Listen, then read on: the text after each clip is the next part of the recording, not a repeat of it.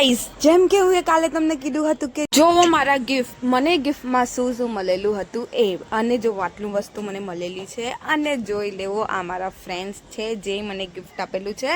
હા એક છે એ જે પાછળ વિડીયો બનાવે છે એ નથી આવી વિડીયોમાં. અને ગાઈસ ચલો મેં ઓપન કરું ફટાફટ. પહેલે તો બેક ટુ બેક એક પછી એક ગિફ્ટ હતા અને ગાઈસ આ પણ એટલું મસ્ત હતું કે મને પૂછો જ નહીં. મેં તો એટલી ખુશ થઈ ગઈ હતી કે વાવ આટલું મસ્ત ગિફ્ટ. અને મેં તો એમ જ કીધેલું પ્લીઝ હવે બંધ કરી દો મને રડવું આવશે.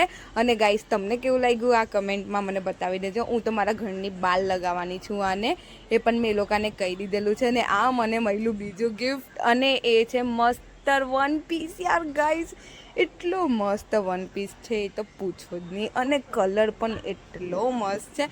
મેં એ લોકોને સાચું કીધું કે બસ હવે બંધ કરી દેવા હવે મને રડવું આવી જશે.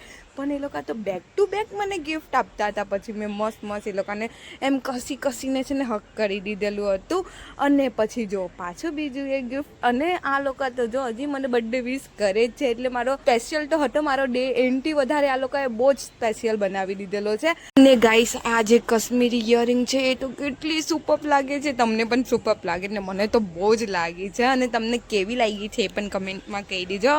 અને ગાઈસ મને મારી ફ્રેન્ડ્સે આટલા બધા ગિફ્ટ આપ્યું છે તો એક થેન્ક યુ તો બને જ. તો એક નહીં મેં તો બહુ આખો દિવસ એ લોકોને થેન્ક યુ કીધેલું છે. અને મારો ઓફિસનો તો આખો ફૂલ ડે સ્પેશિયલ હતો એ પતી ગયો. ને સાંજે ઘરે આવીને ત્યારે પણ જો સોસાયટીમાં મેં જેવી એન્ટર થઈશ ને એવી બધાને ખબર પડી કે મારો બર્થડે છે તો બધા મને વિશ કરે છે હેપી બર્થડે.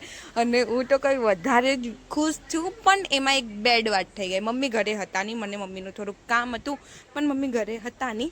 તો પછી મેં આવીને ચા નાસ્તો કર્યો. પછી મારું થોડુંક કામ હતું એ પટાવ્યું. અને સાંજે પાછી મારી બીજી ફ્રેન્ડ આવી મને ઘરે આવીને મને સરપ્રાઈઝ આપ્યો છે. અને ગાઈસ મારી લાઈફમાં મેં પહેલી વાર 3 કેક કાપેલી છે. પહેલે તો મારા ભાઈએ મને ગિફ્ટ આપ્યું એ મારા ભાઈએ રાત્રે 12 વાગે મને સરપ્રાઈઝ આપેલું છે. અને બીજું સવારે મારી ફ્રેન્ડ્સે મને સરપ્રાઈઝ આપેલું છે. અને અત્યારે સાંજે મારી બીજી ફ્રેન્ડ આવેલી છે. ગાઈસ મેં આ લોકો માટે આટલી બધી ઇમ્પોર્ટન્ટ છું. અને મને ખુશી એટલી થાય છે કે પૂછો નહીં.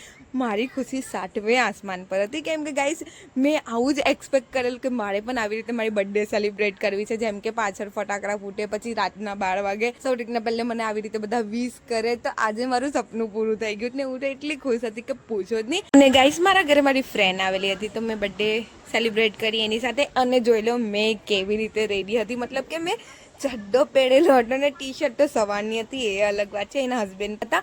અને ગોલુરામભાઈ અલગ જ મોજમાં હતો. આજે તો મારી સાથે બોલતો પણ નહીં હતો. પછી તો મને ભરીને કેક ખવડાવી છે. અને પછી એના પપ્પાએ મારા મોઢા પર કેક લગાવેલી છે.